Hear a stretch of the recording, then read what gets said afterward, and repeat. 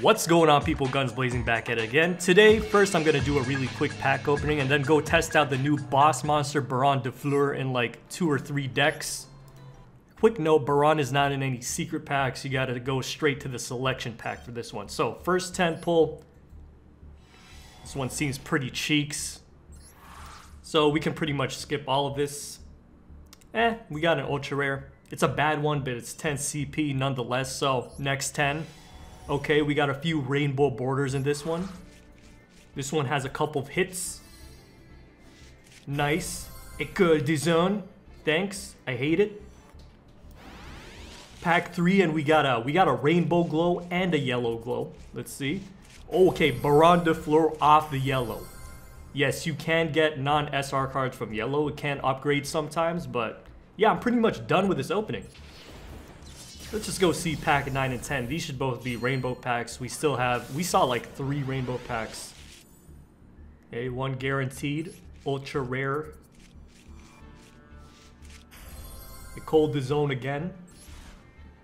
Okay, last pack. Rainbow. Already 1 guaranteed SR or above. Okay, 3 of them. They're all SRs though, whatever. Junk Speeder. Nice, that would be pretty useful in a Synchrons deck. So yeah, we got 5 ultra rares from this, but most importantly, the Baronne.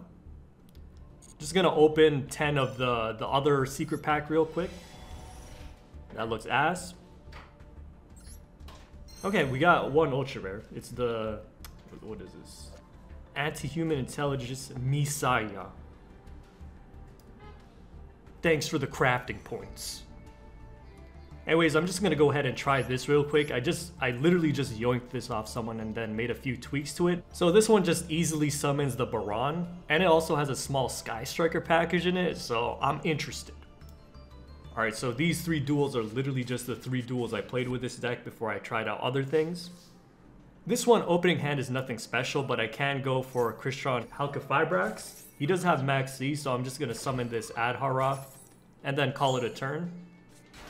We do have the Effect Veiler and two sister hand traps in case he tries something. I'm gonna go ahead and Ghost Ogre his field spell, preventing like a fusion from happening.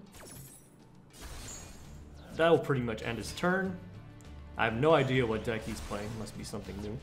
Then on my next turn, I pick up the Ascendant of Thunder, and this is a level 7 monster you can just special summon from your hand and then use any level 3 tuner. We got a bunch of them. Go directly out into Baronne de Fleur. Can go ahead and pop his card and swing over this Albaz. So that's about as simple as this deck can get. The 7+3. I'm just gonna go ahead and negate this. It seems like he only has 3 cards in hand, so he shouldn't have too much after that. He goes ahead and scoops. Alright, so this next one, we do have the Sky Striker Engage in the opening hand, plus a tuner, so with just that, you can pull something off. So I'm just gonna go ahead and call by the grave this Ash. And so like your Engage is pretty much a 1.5 card starter. You just need any tuner to go along with it, and like half the deck, or this particular deck has hella tuners. So I'm just gonna pick up Hornet Drones, use it. It's gonna summon out a token, just gonna link that token into Kagari. Kagari's gonna get the Hornet Drones back from the grave, and then I can use it again. Now I can summon whatever tuner I want, go out into Christian Halkafibrax. That's gonna get out Despot, and usually, you know what the deal is with Despot and Halk, you just go out into Auroradon. That's gonna summon the 3 tokens, plus Despot will summon, because the tokens were summoned. And I can turn these 2 into Mecha Phantom Beast Olion, turn Olion in a level 3 token into Danglong, and the Olion is gonna summon another level 3 token from the grave. And all of these I'll turn into some bigger synchro monsters. I can pick up the 9 pillars, Omni Negate Trap. This guy scoops, but I'm gonna go ahead and show you what I can do with these tokens and stuff. Danglong has another effect where you can change its level to the level of 1 monster in your deck. You just have to send it to the grave, and we do have some level 7s with our Tenyi Spirits. So I'm just gonna send that to the grave and go ahead, turn 7+1 into Borreload Savage. That can have up to 3 negates over 3 turns because we have the Auroradon in the grave. Then yet another dang long effect from the grave, special summon a level 3 from the deck.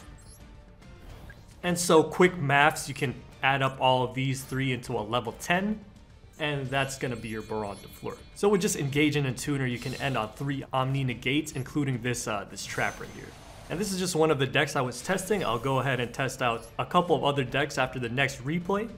This one's again with that level 7 monster. You can pay 3,000 to special summon from your hand. Of course, this can also be one of the level 7 10-yi spirit monsters, but that's going to go directly out into Baronne de Fleur. This guy's Banquet Burn. I don't know why he's still trying. I do have the smaller extra deck. I'm also going to end up negating Banquet of Millions and destroying the DD Dynamite. This monster destroys my Baronne de Fleur though. He dusters, so I might as well make use of this cross out, protect the Called by the Grave at least. Send my own duster from the deck. Goes ahead and sets one. I'm going to go out into Amirage. He Solemn Judgments it, and this is like the equivalent of nutting during foreplay. Anyways, the important part of that move was to get the token out so that I can go out into the Brax with a tutor in my hand.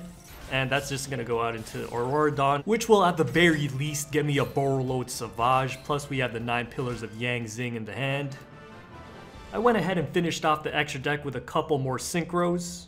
Draco Berserker, Chaos Ruler, and Hot Red Bane, but let me know if you have other synchro monster or extra deck suggestions for this one. And of course I tried Baroness and Adamancipator as well. It's pretty much plug and play. Let me refresh you on the combo here in solo mode just so we don't have any scoopers scooping before I get the full combo out. We managed to get an Analyzer plus Prank Kids Roxy's start, so we just go ahead and climb that up with the Prank Kids links. Get Roxy's back, so we turn those 2 level 4s into Granite, which picks up Block Dragon. Turn these 3 into Apollo USA. Block Dragon is going to activate from the grave, which we pick up the 2 level 2 Adamancipators plus Gigantes.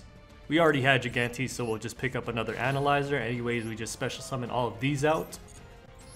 I'm not going to bore you with the Excavates. They're just going to hit 2 more monsters, so we'll pick up Doki Doki and Dragite, which gets us a card draw, and Doki Doki can summon 1 more.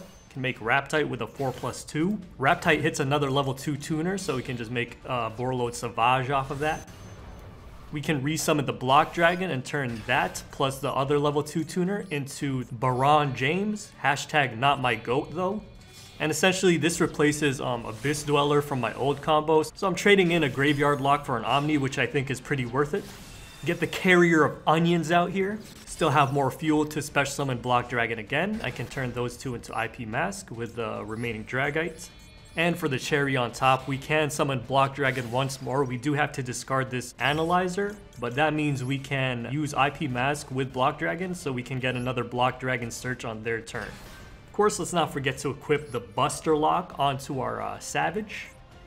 And in PvP, this could have went through like anything because we did have the cross out Dez and the Called by the Grave in the hand, which we can now use as back row.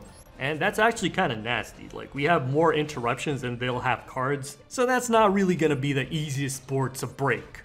So here's the current tweak. We got rid of some consistency in Sekka's Light and some rock monsters, but now we have Called by the Grave, cross out, and some droplets. And the last deck I really wanted to try out was the Wind Witch Crystal Wing Synchro deck, and usually this just ends on a pumped Crystal Wing. But let's see what we can do with it now that we have Baronne de Fleur. I'm just going to get it all out here first and then try to figure it out. Of course, Baronne is a level 10 wind, so it's not going to conflict with the wind locking that's going on in this deck. I can summon it right off the bat here, but usually you want to go into some in-betweens like Wind Pegasus at Ignister so that we can have his graveyard effect available. So as usual, we can climb this up into Crystal Wing if we wanted to. I can go 7+3 using the Ash or the Ghost Ogre as a tuner here and go out into Baronne. But see, the problem here is that we didn't use a Snowbell. So we have a Baronne de Fleur, but it doesn't have the usual Snowbell protection that the Crystal Wing would have. Let's see, nothing we can do with the 3+1 here, but we can level this up. Let's go ahead and do that, and that's going to make Chanbara with the Snowbell protection, which is... It doesn't really do anything, so let's try something else. So this is what happens if we pick up a couple of the Speedroids. I think we can do some fun stuff with this. Yeah, let's go with Stardust Charge. And this will be, this will make it so that we don't have the Wind Pegasus Ignister. But this can definitely go out into Baronne de Fleur using the Snow Bell for protection. But debatably, this isn't even as good as a Crystal Wing because Crystal Wing has a monster negate plus the damage step stuff plus the Pegasus engrave. Let's see if we can get Baronne and Crystal Wing out. The full Crystal Wing plus Baronne. So we got a pretty jacked opening hand here. This will probably be the best it's gonna get. Ice Bell is 1-card combo for the full Crystal Wing package, but we have a bunch of tuners and a Speedroid in here, plus the Snow Bell in the opening hand, so we can search Freeze Bell instead. So let's just summon everything out once again. The Snow Bell, these two can special summon because we have Wind and or Wind Witch monsters. Let's also special summon the Speedroid, Car Turbo, and here we get Nibiru XD. But with this, we can probably just go Stardust Charge Warrior first, and that could maybe even pick us up some more cards to combo with. Plus, we already know this can go into Baronne de Fleur. Alright, so let's see, card draw, which gets Win the Wind Channeler. Actually, wait, that's actually an extension, because I can drop this, and the Droll Lockbird. Pick up yet another Speedroid card. Let's go with let's get this because we can also special summon this from the hand. And let me just think about this one for a second. Okay, I got it. So I'm just gonna make Baronne first using Glass Bell and Stardust Charge Warrior. Doesn't really need the Snow Bell effect. Go ahead and use my hand trap as an extender. Use Freeze Bell, level itself up by 1. And now we can go Win Pegasus. Use a level 3 tuner. The Ghost Ogre from the hand, normal summoned. And this can go out into the Crystal Wing. And it's going to have the full Win Pegasus engrave plus Snow Bell. Can't be destroyed by card effects.